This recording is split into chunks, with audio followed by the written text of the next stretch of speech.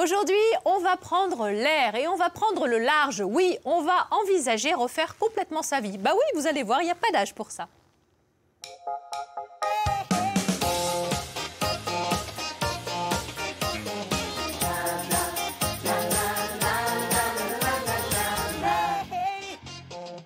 Bonjour à tous, soyez les bienvenus, nous sommes vendredi, c'est la fin de la semaine, youpi! Et je vous l'ai promis, aujourd'hui, on va prendre l'air grâce à Fleur. Bonjour Fleur, où nous emmenez-vous aujourd'hui? Oui, ce matin, je vous amène à Alvar. Nous sommes aux confins de la vallée du Grèce-du-Vaudan et nous allons partir à la rencontre des habitants de cette ville, connue pour ses espaces verts, ses thermes et ses pistes skiables. A tout de suite.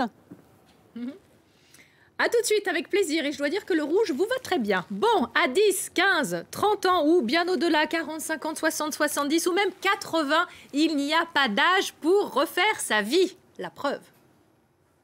T'es plus avec Rodolphe? Non, on est arrivé au bout de ce qu'on avait à vivre ensemble. Depuis la fin des années 90, le nombre de séparations en France a explosé, tout type d'union confondu. Aujourd'hui, 46% des mariages se terminent par un divorce, en moyenne autour de 43 ans. Autre phénomène notable, les plus de 55 ans se séparent aussi plus facilement. Le taux de divorce après un mariage de plus de 35 ans a été multiplié par près de 2 en 10 ans. Mais si on se sépare, c'est qu'on croit encore à l'amour. Et bonne nouvelle, on refait sa vie à tout âge. Même avec des enfants, la famille recomposée fait désormais partie du paysage. Elle représente 9% des familles françaises. Pour les seniors, l'espoir d'un nouvel amour est toujours là. Les plus de 60 ans avouent à 96% qu'ils désirent tomber amoureux et 70% affirment qu'un coup de foudre est toujours possible. Lorsque les choses se passent bien, le nouveau couple n'a plus qu'à roucouler, sans préoccupation de carrière, sans responsabilité parentale et en totale liberté d'agenda. Elle est pas belle, la nouvelle vie? Bah tu m'étonnes, présenté comme ça, ça fait envie, hein, vraiment. Bonjour Valérie. Bonjour Thérèse. Bienvenue, vous tenez des agences matrimoniales dans notre belle région. Des agences matrimoniales à l'ancienne, j'ai envie de dire. Oui. Oui, non, mais je veux dire par là que c'est pas comme sur ces sites de Non, c'est ça. rencontres. Ouais, alors, à l'ancienne, vous avez raison, parce que ça, Ouais. ça existe depuis, j'allais dire, un siècle facile, ouais, les quand agences même. matrimoniales. D'accord. Moi, j'ai voulu m'inscrire en tant qu'agence matrimoniale pour le sérieux des rencontres. Voilà, Voilà. c'est ça. Ça, c'est sûr. Les personnes sont bien libres quand elles viennent me voir, et j'ai 6 agences en Rhône-Alpes. Exactement. Vos clients ont entre 28 et quoi 85. 85. Oui, bah oui. Donc moi, je peux témoigner, Ah c'est oui. possible d'aimer à tout âge. Oh, c'est joli ça. Ouais. Ouais. On peut refaire sa vie à tout âge, à Et tout bien moment. sûr, mais Oui. bien sûr. Bien D'accord. sûr. À vos côtés, Brice. Bienvenue, Brice. Vous avez 44 ans. Vous êtes donc inscrit dans l'agence de Valérie. Vous êtes séparé de la maman de votre fils. Vous êtes pompier. Vous vivez à Vorep. Vous aimez Alain Bachung, le sport, le bricolage. Et vous êtes allé voir Valérie dans l'espoir de refaire votre vie, c'est ça? C'est cela. En tout cas, de la poursuivre. C'est cela. Oui. Qu'est-ce que vous attendez aujourd'hui d'une inscription comme celle-ci? Eh ben, auparavant, mon parcours, c'était que j'avais consulté des sites internet pour pouvoir rencontrer quelqu'un. D'accord. Et avec le temps, j'ai constaté que ça ne correspondait pas forcément à mes valeurs. D'accord. Et que ce soit au niveau de mes rencontres ou dans la vie professionnelle, je voulais revenir à quelque chose de plus humain. Oui. Et je me suis dit, pourquoi pas me tourner vers d'autres moyens pour rencontrer. Oui.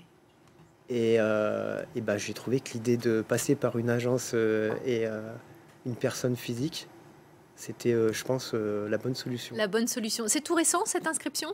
Oui, c'est assez récent, oui. Ça D'accord. date d'il y a un Au mois mois. de décembre, oui, c'était au mois de décembre. Oui. Oui, oui. D'accord. Oui. Est-ce que vous avez déjà fait des rencontres ou pas encore? Non, pas encore. Pas encore. Voilà. Mais Brice, 44 ans, c'est un peu le profil quand même des personnes que je reçois, des Oui. personnes qui ont essayé des sites de rencontres, D'accord. qui sont déçues des sites et qui viennent me voir en me disant, voilà Valérie, j'ai essayé, maintenant j'ai envie de passer aux choses sérieuses. À autre chose. Voilà. Oh. Donc, c'est cette demande. D'accord. On est allé vous poser la question de savoir si vous pensiez qu'il était possible de refaire sa vie à tout âge. Et en fait, vous êtes plutôt unanime. Regardez. Pour moi, c'est positif. On peut refaire sa vie à tout âge. Il faut le vouloir. Refaire sa vie à tout âge, oui. Tous les matins, on doit refaire sa vie. Sinon, on s'embête un peu. Oui, il est possible de refaire sa vie, parce que moi, j'ai eu l'expérience et j'ai refait ma vie à 35 ans. Alors oui, je pense qu'il est possible de refaire sa vie à tout âge. C'est une question de volonté ou de motivation, tout simplement. Si je pense qu'il est possible de refaire sa vie à tout âge, ben oui, je pense que c'est ça, d'être vivant, c'est de faire des projets. Donc pourquoi pas refaire sa vie? Bah oui, pourquoi pas. Valérie, est-ce que le confinement a changé un petit peu votre activité? Oui, moi je trouve. Oui. La première période de confinement où là, quand même, le monde s'est arrêté, on a eu cette pause qui nous a été imposée et les gens ont pris le temps de réfléchir à ce qui était important pour eux, leurs valeurs, leurs souhaits. Et donc, il y a eu, moi, je trouve vraiment une explosion des demandes après au déconfinement, en me disant, voilà, moi, je me suis posée. Parce qu'on est quand même dans une vie agitée, on bosse et tout. Oui. Et, voilà. Et la vie affective est devenue une priorité. Moi, j'ai envie d'être à deux maintenant. Parce que le confinement, ça n'a pas été facile et seul, encore plus difficile. D'accord. Voilà. Brice, vous avez essayé donc des sites de rencontres. Qu'est-ce qui n'allait pas? Qu'est-ce qui était contraire à vos valeurs? Qu'est-ce qui se passe? Eh ben, j'ai trouvé que qu'il y avait beaucoup de profils. Oui. On ne pouvait pas vérifier forcément la crédibilité des gens qu'on avait en face, des personnes qu'on avait en face. Et puis, on peut aussi vite s'y perdre. C'est-à-dire, eh ben, vu la multiplicité des profils, l'accessibilité facile à tout type de personnes, eh ben, je pense que c'est difficile de trouver, de se borner, de trouver des repères dans les sites. Et vous avez fait des rencontres via ces sites ou ça reste virtuel? Non, j'ai fait des rencontres. Ah, est-ce que c'est différent alors de la photo, enfin du profil? Ben, c'est différent et en plus de ça, on perd, pas on perd, mais on passe du temps sur Internet à dialoguer avec des gens. C'est vrai. Pour forcément finalement avoir pas rencontrer finalement la personne qu'on imaginait. Et donc c'est du temps, de l'énergie et des illusions parfois, déçues, ouais. Des illusions, des désillusions. Après, c'est toujours des belles rencontres. Oui, bien sûr. Mais je trouve que c'est difficile de trouver des repères. D'accord, on va écouter Jacqueline. Je suis une dame de 72 ans et j'ai rencontré mon compagnon en dansant il y a une quinzaine d'années. Je voulais simplement vous dire que voilà, à partir de cet âge-là, on peut partager des choses qu'on n'a pas eu le temps de partager avant. Alors surtout, n'hésitez pas, même si vous rencontrez quelqu'un qui vous paraît très différent de vous, n'hésitez même pas une minute. Ce n'est que du bonheur, puisque maintenant, on a tout le temps possible. Alors voilà, je vous souhaite de rencontrer la personne qui vous va. Merci beaucoup pour votre témoignage. Brice, à quelle vie rêve-t-on quand on a 44 ans? Une vie paisible, on va dire. Oui, une vie en harmonie, une vie de respect, de respect du passé, de projection, de projets en commun, mais tout en respectant le passé de chacun et la vie de chacun. Voilà quoi. D'accord. Valérie, est-ce que les attentes de vos clients, de vos clientes changent en fonction de l'âge? Non. Non. Non. En tout cas, dans ma clientèle, c'est ça, c'est ce que dit Brice. On a envie de se poser auprès, pour les femmes, d'un homme rassurant, d'avoir une belle épaule, un soutien. Hein, c'est important, cette fidélité, pouvoir partager de bons moments à tout âge. La confiance. Confiance, respect. Complicité. Communication. Communication. Il y en a un dernier, mais on ne peut pas le dire à la télé. C'est les fameux 4C. Bon, bref. On ne communiquait pas assez. Maintenant, la communication et le partage. D'accord, très bien, le partage. C'est important pour vous, le partage, Brice? Oui, c'est important. Oui. Surtout que j'ai passé une période où je me suis remis en question. Oui, d'accord. Et que après cette période-là, je me sens prêt à... Voilà, après, on fait beaucoup de choses pour soi individuellement. Et je pense qu'on a une période où on a envie, on arrive à un stade où on a envie de partager des choses en commun avec quelqu'un. Et puis, il y a ce grain de sel qu'on appelle l'amour qui vient parfumer la vie, quoi, en fait. Ouais. Et ça, même si quand on est seul, on est heureux, ça fait du bien de partager ça. À deux. Pouvoir se projeter à deux. Oui, absolument. Valérie, quelles sont les questions essentielles que vous posez à vos clients ou à vos clientes avant de les faire se rencontrer? Ah, je pose plein de questions. Ah ben j'imagine. Oui, je pose plein de questions parce que moi j'ai besoin de bien les connaître. Ouais. Et puis, comme je ne suis pas non plus psychologue, on me parle quand même assez facilement. Oui, D'accord. Et donc, j'aborde avec eux l'environnement sentimental, familial, leurs valeurs, comment ils peuvent se définir. On parle de leur centre d'intérêt, leurs souhaits. J'aborde aussi les sujets politiques, religion, des sujets quand même importants. Oui. Voilà. Donc, on se parle et je pense bien connaître les personnes. D'accord. Ça, c'est important. Et puis après, je leur propose une rencontre, on voit comment ça se passe et je leur fais aussi un retour sur eux. Et ça, c'est pas mal. Parce que chacun me fait un retour sur la rencontre et de se dire, tiens, je suis perçue comme ça, qu'est-ce que j'en fais? Entre ce qu'on est et ce qu'on dégage, bah oui. c'est pas la même chose. Il y a une marge, comme on dit. Il y a une marge. Brice, est-ce qu'il y a des traits de caractère qui pourraient être d'office complètement éliminatoires? Non, j'en ai pas. C'est vrai? Non, j'en ai pas forcément en fait. Je suis plus dans le partage, Ou des opinions qui divergeraient complètement? Ben après, bien sûr qu'il y a des opinions avec. Oui, mais ça, c'est à voir. C'est l'ouverture d'esprit de la personne en face que j'aurai en face de moi qui fera qu'on arrivera à... C'est bien aussi d'avoir des personnes différentes. Oui, c'est vrai. Pour pouvoir échanger des points de vue, etc. Avoir des points de vue, des visions différentes de certains sujets. Donc pour le coup, quelqu'un Pour moi- de complètement obtus, ça vous conviendrait pas. Il vous faut quelqu'un d'ouvert d'esprit. Ah oui, Ouais. ça, c'est clair. Bon, ça c'est important. Vous l'aviez compris, ça, Valérie. Ça, je l'entends. Mais parce que c'est ce qui est vrai. Brice, Oui. il s'intéresse à plein de choses. Il a une super belle ouverture d'esprit. Donc, il va falloir qu'il puisse communiquer avec l'autre personne. Mais en même temps, quand on vient vous voir, on se présente sous son meilleur profil. On va pas vous dire, oh, moi, je suis fermée. Je veux pas... Enfin, Oui. Enfin, si, quand même. Ah on ouais. dit aussi les défauts. J'aime pas parler de défauts, mais quand même, on a souvent les défauts de ses qualités. Mais si, peut-être trop pressé, trop si. Si, moi, je le sais quand même. Ouais. Hein, on me le Et puis, à dit. Hein. force, Mais j'aimais bien dans le reportage, elle disait, il faut se laisser surprendre par une rencontre, c'est important. Sur Internet, on passe une commande quand même, on veut quelqu'un comme ci, comme ça. Et comme moi, je suis une intermédiaire, bien sûr, je vais regarder les goûts, un peu l'environnement, mais je sais pas, si c'est mon intuition, mon sixième sens qui va faire que ces deux personnes, j'ai envie qu'elles se rencontrent. Et souvent, on me dit, mais Valérie, quand je forme des couples, on n'aurait jamais pu se rencontrer sur Internet. Oui. Hein. Une rencontre, c'est le petit truc, c'est pas parce qu'il est brun et 1m80 ou blonde aux yeux bleus que ça va marcher. Enfin, ça aide un peu. C'est au-delà. Enfin, non? Non, ça aide pas. Tiens, non, une réaction spontanée de Christelle à ma gauche. Parce que moi, je peux pas m'empêcher. Quelle est votre situation sentimentale? Oh là, mariée depuis... Ouh là là. Ouh là là. Très bien. Et vous, Claude? Moi, je suis divorcée, remariée, mais une tradition de divorce dans la famille. Voilà. D'accord. Mais enfin, vous avez su refaire votre vie. Mais c'était très facile. Ouais. À quel âge, si c'est pas indiscret? À 60 ans. À 60 ans, ben voilà. Voilà. Non, mais c'est une nouvelle piste, un nouvel enjeu. Oui. Et quand on le prend avec beaucoup de tolérance au niveau des enfants, puisqu'on a tous des enfants, il faut savoir composer avec et puis ne pas exiger trop de rassemblement, mais laisser les choses se faire. Ben voilà, un très bon conseil.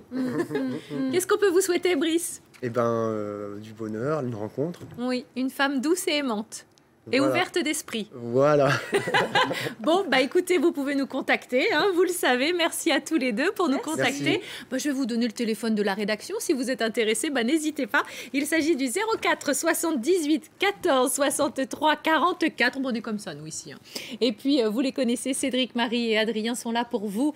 C'est votre émission. Alors, dites-nous les thèmes que vous aimeriez voir développer ici. Et nous, on fera un plaisir de préparer les dossiers. Et puis, on a aussi un groupe Facebook. Vous tapez Ensemble, c'est mieux, avec France 3 Auvergne-Rhône-Alpes. Il y a les coulisses, des contenus supplémentaires.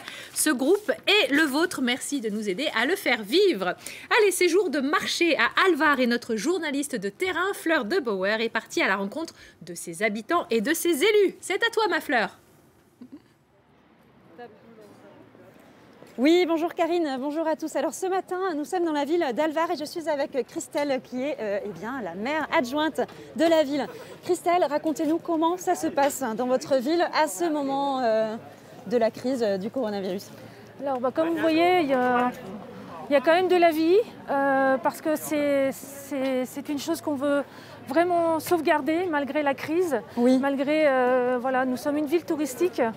Et voilà, la difficulté que nous avons donc, avec les thermes fermés, avec les remontées mécaniques fermées. Voilà, sont les deux principaux revenus. Ce sont nos deux poumons économiques pour la ville. Voilà, mais malgré tout, on veut vraiment garder une vraie vie centrale, voilà, au cœur de ville. Alors, il y a de vrais changements à Alvar. Il y a un peu un changement des repères. Ici, dans cette ville, même la place du marché, connue de tous, change cette année pour faire des halles, voilà, un peu différentes. Comment est-ce que vous vous en sortez tous ensemble? Là, les commerçants, vous m'avez fait un très joli témoignage. Vous n'êtes pas la seule à raconter une histoire comme ça. C'est qu'au final, c'est ensemble qu'on s'en sort. Oui, effectivement, c'est vraiment ensemble qu'on s'en sort. Et voilà, nous avons créé de vrais liens forts entre tous les acteurs économiques, y compris les restaurateurs qui sont aujourd'hui fermés. D'accord. Et voilà, donc notre souhait, c'est vraiment de tisser ces liens le plus fort possible pour que ça crée des nouvelles synergies et qu'on puisse tous s'entraider parce que nous avons, voilà, nous avons à cœur de soutenir vraiment cette économie très compliquée depuis un an. Christelle, vous savez de quoi vous parlez puisque c'est aussi au final, votre activité personnelle. Effectivement, puisque je gère une résidence de tourisme. Et voilà, et donc cette année, voilà, c'est une année à moins 70% de chiffre d'affaires, comme énormément d'hôteliers et de résidences et de centres de vacances. Donc les spectateurs voilà, sont donc nombreux à se connaître. extrêmement compliqué cette année. Et donc voilà, donc on espère. On n'a aucune visibilité aujourd'hui, mais nous espérons retrouver du cœur à l'ouvrage et voilà, parce que nous attendons que ça. Hein. Voilà, c'est notre cœur de métier, donc c'est le tourisme. Donc on souhaite vraiment que ça reprenne. Aussi, de tout cœur. Merci beaucoup Christelle pour ce témoignage. Dans quelques instants, on va rejoindre Isabelle. À tout de suite Karine. Merci beaucoup. Baby, you can drive my car. Oui, bon bah avant de conduire ta voiture, il faut passer sur permis. D'abord, évidemment, il est grand temps de prendre pour nous la route de l'emploi. C'est parti.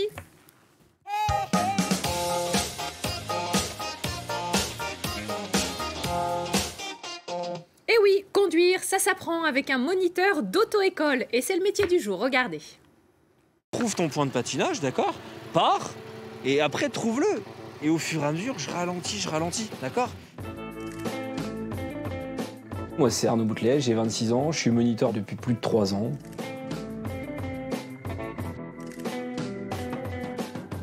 Moi, du coup, j'ai passé un diplôme, un titre pro au CSR, enseignant de la conduite et de la sécurité routière, qui se passe à peu près sur 9 mois. Et j'ai enchaîné ensuite sur une mention complémentaire 2 roues. Ça, c'est bien. Si tu vois tout le compteur et que ça gêne pas au niveau du pare-brise, on est bon. Ok? Chaque élève est différent. Moi, ce que j'aime bien, c'est les élèves pas compliqués, mais où il y a du psychologique, où il faut vraiment les accompagner, leur faire un peu dépasser leurs limites. C'est ça, ça demande du temps, de l'expérience. J'ai une élève qui a passé 8 fois le permis, et ça fait 2 ans qu'elle l'a eu. Elle vient encore de temps en temps me voir et me dire encore merci, merci. Ça, même des années après, ça fait toujours plaisir. Quand tu te rends compte de ta compagnie, on s'arrête, débraye à fond et freine. Voilà, freine doucement. Doucement. C'est ça que t'appelles doucement, toi? Ça, c'est doucement pour toi? Ah la vache! Beaucoup de gens ont cet a priori de se dire le moniteur ou la monitrice sont dans la voiture, ils sont un petit peu pantouflards, assis à côté, etc. Je vous souhaite de vous mettre à côté d'un élève conducteur débutant et vous allez voir si c'est un métier où on est serein psychologiquement. En voiture, on est à côté d'eux, donc on est physiquement présent, on vit la chose en même temps qu'eux pour intervenir. En moto, ce qui est différent, c'est qu'ils sont chacun sur leur véhicule. On ne peut pas intervenir physiquement sur leur véhicule. Je suis plus spécialisé moto que voiture. Avec le permis moto, ce qui est bien, c'est que c'est des gens qui s'y passent un permis plaisir. Ça veut dire qu'ils viennent, ils sont motivés, donc le relationnel n'est pas du tout le même. Voilà, regarde où tu vas, un peu moins vite ici. Ralentis. C'est pas grave le pied, reprends-toi. Allez, c'est pas grave. On est très axé sur le côté sécurité routière parce qu'il y a de plus en plus de monde sur la route. Surtout que la moto, ça touche une catégorie d'usagers très vulnérable. Moi, personnellement, c'est un métier qui est gratifiant pour moi. C'est pas un métier où il faut se dire je vais faire moniteur pour faire de l'argent. C'est pas un métier où on fait de l'argent. C'est un métier qui est gratifiant humainement, mais pas un métier qui est gratifiant financièrement. Pour l'instant, ça fait 3 ans. Je me lève tous les matins, ça m'empêche pas d'aller au boulot, même quand il pleut, même quand il fait 0. Un permis, on le passe qu'une fois dans sa vie, théoriquement, et les gens, ils vont être tout seuls sur la route après. Donc il faut les accompagner du mieux possible.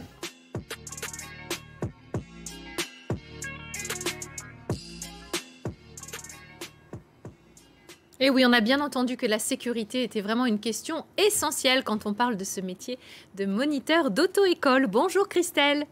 Bienvenue, vous êtes déléguée départementale de l'association ECF. Les jeunes sont quand même les principales victimes des accidents de la route. En 2004 est entré en vigueur le permis probatoire. Est-ce que vous pouvez nous expliquer de quoi il s'agit exactement ? Oui, alors le permis probatoire consiste à pouvoir récupérer tous ces points plus rapidement en ayant fait une formation complémentaire au permis de conduire. D'accord. Tout simplement parce que finalement, on se rend compte qu'on passe son permis de conduire, ensuite on conduit et finalement derrière, c'est intéressant de revoir les personnes pour leur apporter des informations complémentaires qui vont leur permettre de conduire en sécurité, tout en sachant que dans les 2 années qui suivent le permis de conduire, c'est là où c'est très dangereux pour les jeunes. C'est là où les jeunes se tuent. Ah bah d'accord. Ah bah voilà. Bah écoutez, mais il fallait le dire. Ça veut dire que ça qu'on le dit. Et oui. Il faut le dire aux jeunes d'ailleurs. Oui, il faut le dire. Il faut qu'ils soient vigilants pendant ces 2 années-là. Oui. Parce que c'est là où ils vont tenter des choses, où ils n'ont pas encore la maîtrise de tout, où ils n'ont pas vécu tout un ensemble d'expériences qui font qu'ils vont se tuer, malheureusement. Bon, et au début, il n'y a pas 12 points sur le permis. Hein. Il y en a 6. C'est ça. Oui. Et on attend donc cette fameuse période pour avoir après récupérer les 12. Les 12. D'où l'intérêt, d'où la mise en avant aussi de la conduite accompagnée. Elle est passée de 15 ans au lieu de 16. Oui, c'est ça. Oui, parce qu'il y a 14 ans pour le AM, donc je réfléchissais en vous répondant, parce que ça fait partie des choses très, très réglementaires. Alors, c'est quoi là, à 14 ans ? C'est le permis AM. AM, c'est le scooter ou la fameuse voiture Exam. Ah, sans permis. Sans permis. D'accord. Mais ça, c'est une petite formation, c'est ça ? Quelques heures de conduite ? Oui, c'est ça. C'est une journée. Enfin, ça se passe en 2 fois. Oui, d'accord. Forcément, c'est en 2 parties obligatoirement, 2 jours différents. Et il y a une partie théorique et en plateau, comme pour la moto, voilà, en circuit. Et puis une partie où on va en circulation avec le moniteur. Bon, mais ça aide ça de commencer si tôt, à 14 ans, quand on veut passer après le permis ? C'est un plus ou pas ? Parce que du coup, on a plus d'expérience sur la route. Alors, ça va dépendre des individus. D'accord. Pour moi, je considère que effectivement c'est un plus parce que finalement nous ne sommes qu'à 50 à l'heure, donc quand même c'est limité.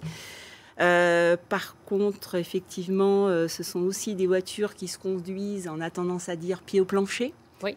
Donc le jeune derrière qui va prendre sa voiture classique, il a bien aimé. Eh oui, d'accord. Alors ça va dépendre, les garçons, les filles, l'éducation, tout ça va faire que ce sera un plus ou pas un plus. Quoi. Bon, comment se passent les cours avec la crise aujourd'hui de la Covid ? Parce que quand même, la voiture, c'est le lieu confiné par excellence. Ça se passe très très bien. Ah bon ? Qu'est-ce qu'on fait ? On ouvre les fenêtres ? Non, pas du tout. Alors, c'est un peu ce qui a été préconisé au début. Il y a eu plein de questions. Mais on a recommencé à travailler fin mai, début juin, en fonction des activités, soit poids lourd, soit voiture, etc. D'accord. Et depuis, bien pour l'instant, il y a 0 cluster. On n'a rien vu paraître sur la France, puisque j'ai des contacts sur toute la France. Et sur la France, on a vu 0 cluster. On a vu des endroits où il y a des cas contacts, etc. Mais il ne se passe rien parce qu'en fait, du moment où on fait attention, l'élève, quand il rentre dans la voiture, il faut avant qu'il ait désinfecté les mains, il a son masque, le formateur a son masque. Quand on rentre dans la voiture, l'élève désinfecte lui-même son volant, son levier de vitesse, etc.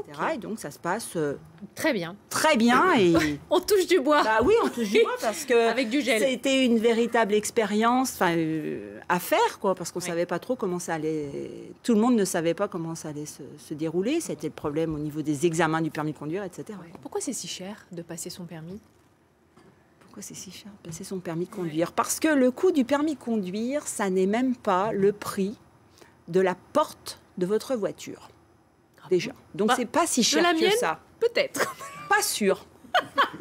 Voilà. Mais vous la montrez sur le parking, vous allez être surpris. Il faut rapporter ça. Il faut quand même avoir conscience. Voilà. Déjà, le prix du permis de conduire, c'est pas le prix de la portière de voiture. Et pour autant, c'est une formation qui va vous permettre de conduire en sécurité tout au long de votre vie. C'est quand même l'objectif. Oui, c'est vrai. D'accord. Mais quand on est jeune, c'est un vrai budget quand même. Eh bien oui, parce que ça tombe pas au bon moment. Oui, voilà. Exactement. Tout simplement. Voilà, c'est bien dit ça. Mais oui, ça tombe pas au bon moment et donc il est toujours intelligent de se dire finalement, et si on faisait une cagnotte pour le petit et progressivement on alimente cette cagnotte pour pouvoir passer ce permis de conduire. Dans de bonnes conditions. Voilà, Parfait. dans de bonnes conditions. Et après, aujourd'hui, il existe des financements.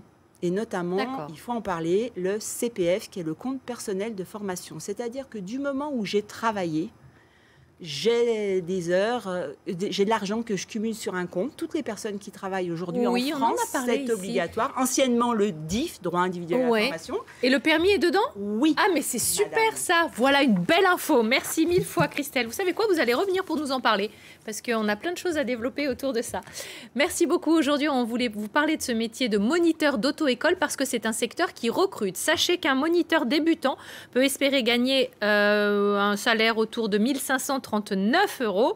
Pour la formation, c'est un titre professionnel de CSR, comme on l'a entendu dans le reportage, ou TP enseignant de la conduite et de la sécurité routière, et l'évolution professionnelle envisageable est de devenir directeur d'auto-école. Les offres d'emploi, c'est parti mon kiki. Il y a une auto-école basée à Charlieu dans la Loire qui est à la recherche de son ou de sa nouvelle monitrice d'auto-école. C'est un CDI à temps plein comme toutes les offres présentées aujourd'hui. Vous travaillerez sur le secteur de Charlieu-Roanne. Vous disposerez bien entendu d'un véhicule de fonction. Aucune expérience n'est demandée pour ce poste. Deuxième offre d'emploi, un ou une monitrice d'auto-école est recherchée par une école d'Annecy, en Haute-Savoie. C'est de nouveau un CDI à temps plein. Les débutants sont acceptés.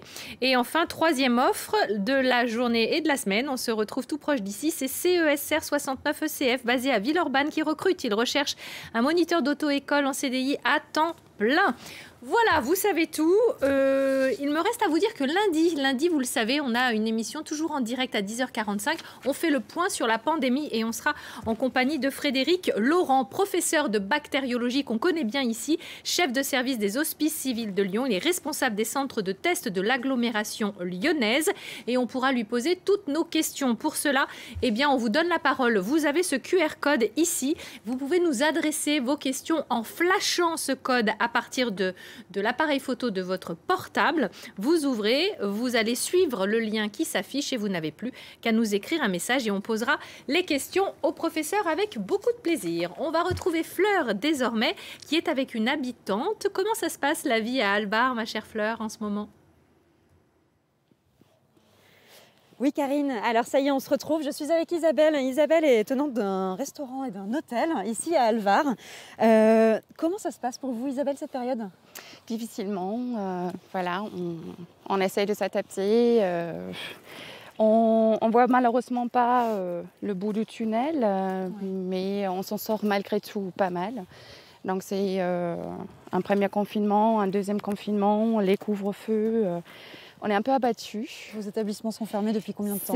Voilà, donc, et puis le premier confinement, de toute façon, nous avons eu un été assez agréable. Nous avons pu augmenter notre chiffre d'affaires. D'accord. Et surtout, l'espoir d'ouvrir un jour quand même, de continuer de transmettre notre savoir-faire, voilà, et de faire plaisir aux gens, tout ce qui nous manque en fait, tout ce qui nous fait vivre. Malheureusement, en ce moment, ce n'est pas le cas.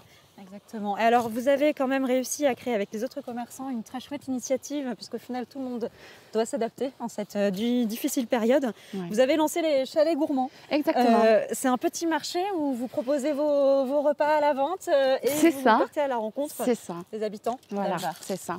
Alors, l'idée était créée parce que voilà, le manque de clientèle, de demande, et puis aussi donc, un chiffre d'affaires qui est derrière, m'a poussée à donc venir sur le marché, venir vers les gens, de se présenter et puis de vendre mes plats, de pouvoir continuer mon établissement. Et ça marche bien. Ça marche très très bien. Donc avec l'appui et l'aide de la mairie, ça nous a permis de nous faire connaître déjà. Donc il y a plein de gens aux alentours, pas que les Alvardins, mais qui profitent du marché le jeudi et le dimanche et nous ont été présents. Donc il y a 3 restaurateurs à Alvar, la Flambée et le Pot-à-Fogo, et puis notre, les Alpes. Oui. Et c'est génial. Et pourtant, ça fait 8 ans que vous êtes installés et vous rencontrez quand même plein de nouvelles personnes grâce à cette initiative. Oui. Eh ben, c'est formidable. Au final, ce qu'on entend dans les témoignages des commerçants ici à Alvar, c'est qu'il y a ce joli lien qui vous aide et qui, on l'espère, vous permettra de reprendre en beauté une fois que tout sera en espérant derrière très prochainement. Oui. Oui. Bon, merci beaucoup Isabelle pour Merci votre témoignage. Dans quelques instants, Karine, on va se retrouver dans la neige. À tout de suite. Très bien, avec grand plaisir, la neige, on adore ça ici. Maintenant, on a une boîte, on a des idées dedans, c'est la boîte à idées.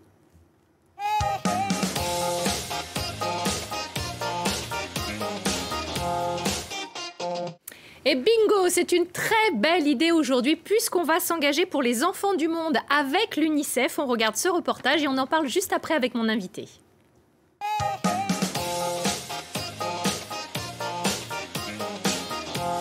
Tu es toujours bénévole à l'UNICEF? Plus que jamais, les enfants, c'est le plus beau des engagements. Vous êtes convaincus, comme on le dit à l'UNICEF, que l'avenir aura besoin de chaque enfant, mais que c'est maintenant qu'ils ont besoin de nous? Alors, pourquoi ne pas rejoindre la célèbre organisation de défense des droits des enfants liée aux Nations Unies? Vous participerez à la sensibilisation de l'opinion sur les conditions de vie des enfants les plus vulnérables dans le monde et à la collecte de fonds permettant de mettre en œuvre des programmes de terrain dans plus de 150 pays. On peut même participer aux actions de l'UNICEF dès 6 ans. On devient alors ambassadeur. Anne, 42 ans, est bénévole depuis cet été et l'engagement de ses enfants l'a beaucoup émue. Lors du forum des associations, on expliquait nos actions menées dans le monde à des jeunes. On devait peut-être avoir 5 ou 6 jeunes ambassadeurs de 8-10 ans. Et avec 10 centimes, on pouvait réaliser un vaccin pour sauver un enfant. Je leur expliquais ça, je retourne au stand et peut-être 3 quarts d'heure, 1 heure après, je vois les 5-6 jeunes ambassadeurs arriver, le sourire aux lèvres. Anne, on a récupéré de quoi faire au moins 500 vaccins. Ah, ils étaient fiers. Et c'est ça l'UNICEF. C'est beaucoup de bienveillance et être solidaire envers l'autre. Vous aussi, engagez-vous pour les enfants du monde. Ils sont le présent et l'avenir de l'humanité. Ils doivent être protégés et aidés. Oui, on en parle aujourd'hui avec Claude. Bonjour Claude. Bonjour. Alors, vous êtes présidente de UNICEF Rhône-Loire 1. En quoi consiste votre rôle? Eh bien, le rôle d'un président d'un comité comme celui-ci, c'est d'abord de mobiliser un certain nombre de bénévoles pour intégrer, pour travailler avec nous sur les droits de l'enfant. Parce que l'UNICEF, sa grande mission, c'est la protection et l'application de la Convention internationale des droits de l'enfant dans tous les pays qui en ont besoin. Donc, nous essayons de rassembler des bénévoles. Il y en a 450 sur le territoire. Et puis, notre rôle, c'est d'animer, de les former et de les préparer à nos 2 grandes missions, la sensibilisation et le recueil de fonds, ce qui a été dit un peu dans ce reportage. Avec la crise sanitaire, est-ce que vos actions pour les enfants ont été un peu différentes? Ben, certainement, parce que les interventions auprès des enfants dans les écoles ou dans les centres sociaux ou dans les lieux de loisirs ont été bien sûr en partie annulées, bien que nous avons des bénévoles qui ont accepté d'aller au mois de septembre et octobre dans les écoles pour pour montrer une exposition, pour justement expliquer aux enfants leurs droits. C'est l'exposition Malika? Absolument, mais c'est très bien. C'est une exposition en 3D où, en mettant des lunettes, un enfant, c'est plutôt pour les enfants de collège, de 5e, ils peuvent accompagner une petite fille qui s'appelle Malika, qui est une petite Nigérienne, et ils voient dans son village comment elle vit et comment... ne serait-ce que pour aller chercher de l'eau, ne serait-ce que pour aider sa famille, comment elle vit, comment elle essaie d'aller à l'école, toutes les difficultés que les enfants de chez nous ne connaissent pas. Ben, bien sûr, c'est passionnant d'exposer ça oui. aux yeux de nos enfants à nous. Oui. Malgré les 2 confinements, l'année dernière, vous avez pu récolter assez de dons? Oui, et je vais même vous dire qu'on a été très étonnés que sur la France entière, puisqu'on a une association nationale française, vous l'avez bien dit, qui est accrédité par l'ONU, on a eu pratiquement autant, voire plus, de dons. Et c'est très stupéfiant parce que je crois que le public s'est rendu compte des grandes difficultés. Et je voulais dire que la Covid, elle nous a touchés en France. Les enfants sont confinés, les enfants n'ont plus d'activité, etc. Mais dans les pays en difficulté, c'est bien pire. C'est bien pire. Ce matin, j'étais dans une visio avec l'équipe UNICEF qui est à Beyrouth et donc qui a subi non seulement les grandes difficultés économiques de ce pays, non seulement la Covid, mais plus l'explosion à Beyrouth.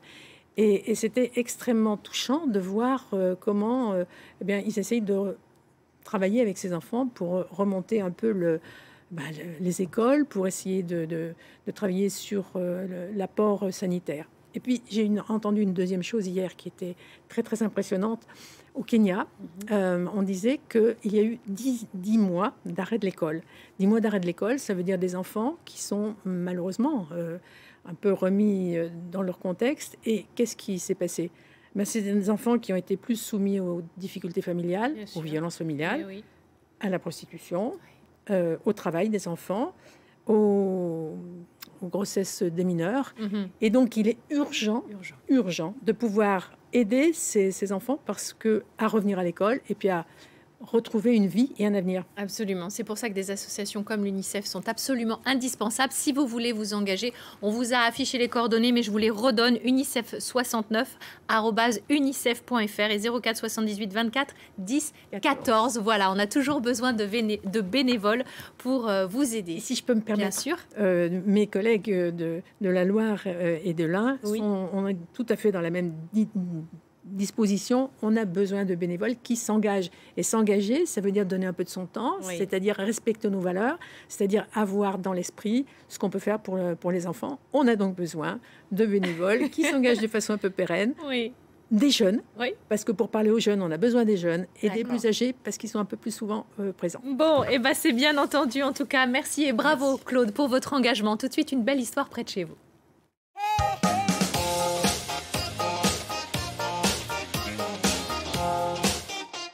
Bonjour Florian. Bonjour Karine. Vous êtes directeur général du domaine de Marlioz et vous avez organisé un don de mobilier solidaire.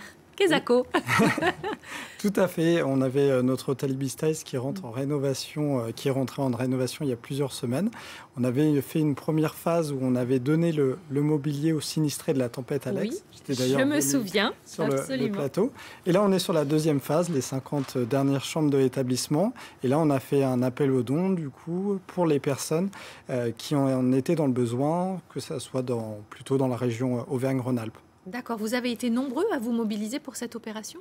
Les équipes du domaine se sont toutes mobilisées. C'est vrai que c'est une fierté de se dire qu'on peut aider, qu'on peut aussi donner une deuxième vie au mobilier.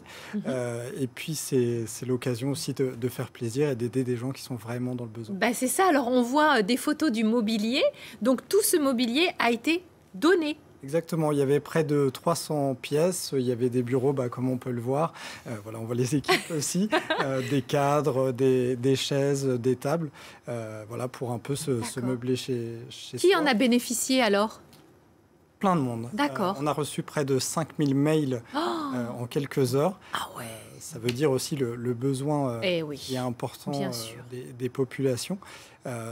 C'était aussi, on a eu plein d'histoires différentes. C'est vrai que les gens nous racontent des fois leur histoire dans les mails.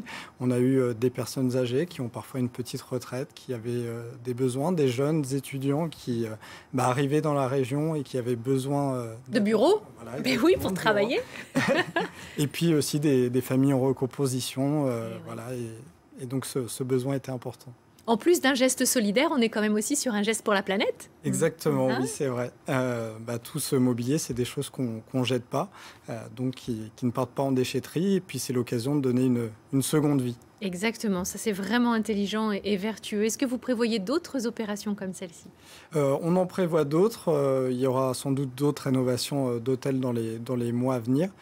Donc, c'est fort probable qu'il y en ait d'autres. D'accord. J'invite mes confrères aussi qui ont des rénovations à utiliser ce même type de procédé parce que c'est vrai que c'est toujours mieux de donner. Et puis le matériel était en très bon état, on peut le voir sur les photos, donc c'est l'occasion de faire plaisir. Petit détail technique, comment vous vous êtes organisé pour justement distribuer, transporter tout ce matériel ? C'est un vrai déménagement ?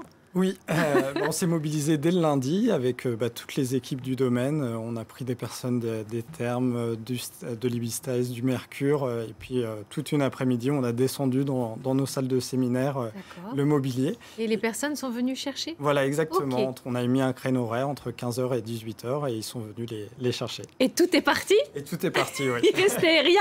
Même pas une petite chaise? Rien du tout. Rien du tout. Avec 5000 mails, c'est vrai que... Ah ouais, en quelques heures. On n'a pas pu contenter tout le monde, d'ailleurs. Non, bien sûr. Regret. Mais en tout cas, tout le monde a eu une réponse. C'était important Et puis parfois, on a même eu des mails de personnes qui nous disaient j'ai pas besoin de meubles, mais bravo pour ce que vous faites. C'est sympa. Ouais, c'est bien comme ça de témoigner et d'encourager. Ouais. Voilà, merci beaucoup pour cette belle histoire qui se passe tout près de chez nous dans notre belle région Auvergne-Rhône-Alpes. Alors, Fleur est montée sur les hauteurs d'Alvar au Collet. Alors, y a-t-il de la neige là-bas? Ah bah oui, visiblement oui. Bah oui. En plus, on va avoir peut-être le soleil. Hein. Ah, vous croyez que le soleil perce le bout de son nez, là? Ça serait bien. Ouais, ça serait bien.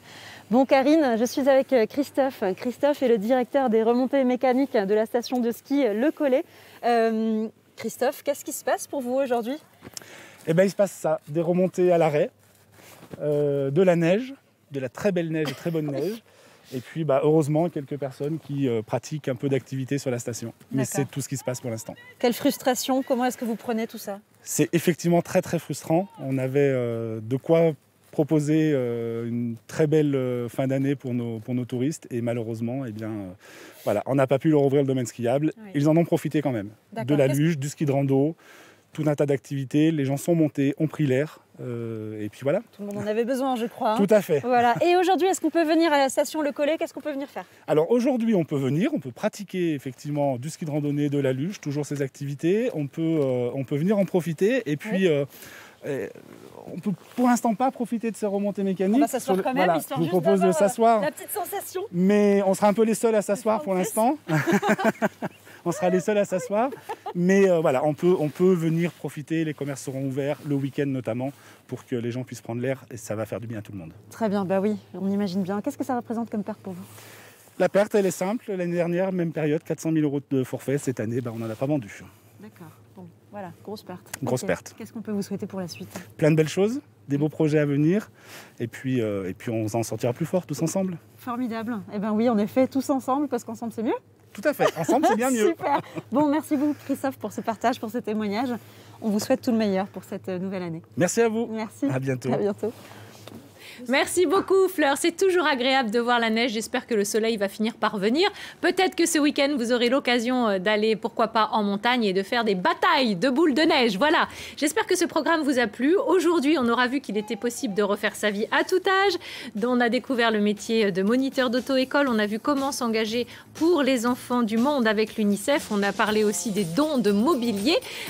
Juste pour finir sur une note positive, puisque Valérie est là pour nous aider à conclure. C'est vous qui avez la conclusion de cette émission. Merci. Moi, j'ai bien aimé, comme vous avez dit, se laisser surprendre par la magie d'une rencontre. Ça, c'est bien. Oui, et puis maintenant qu'on a le couvre-feu à 20h, on a plus le temps de lire. Oui. Et là, j'ai lu un livre super intéressant de Cécile Guéret. C'est L'amour, c'est laisser se surprendre par une rencontre, qui est vraiment très, très bien. Donc, se laisser accepter l'autre dans sa différence, se laisser surprendre par une rencontre qui est différente, qui sera vivante. Parfait, voilà. On sera bien et bien vivant lundi en direct. On vous embrasse et passez un bon week-end.